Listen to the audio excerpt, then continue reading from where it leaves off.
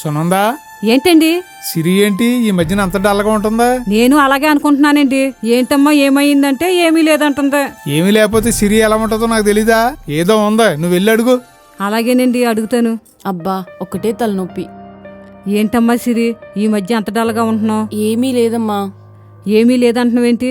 ఏదో ఉంది. నాన్నగారు కూడా అదే అంటున్నారు. చెప్పమ్మా. ఈ మధ్య మీ అల్లుడు గారి కొంట్లో అస్సలు బాగుండట్లేదమ్మా. హాస్పిటల్కి వెళ్తే 2 కిడ్నీలు పాడైనాయి అన్నారమ్మా. అయ్యో, కిడ్నీలు పాడవడం ఏంటమ్మా? అల్లుడు గారికి మందు సిగరెట్లు అలవాట్లు లేవు కదా?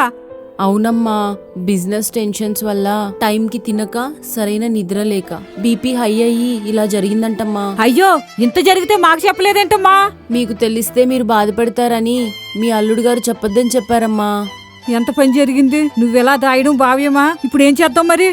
అదే అర్థం కావట్లేదమ్మా. అయితే నేను గాని నాన్నగారు గాని కిడ్నీ ఇస్తామమ్మా.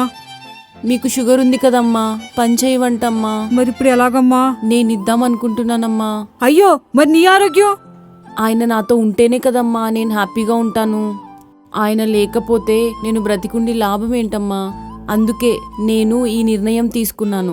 నేను మీకెంత ఇంపార్టెంటో మీ అల్లుడు గారు కూడా నాకు అంతే ఇంపార్టెంట్ అమ్మా. దయుంచి నా నిర్ణయాన్ని కాదనకండమ్మా. అమ్మా సిరి, నిన్ను కన్నందుకు ఈ తల్లి చాలా గర్వపడుతుందమ్మా.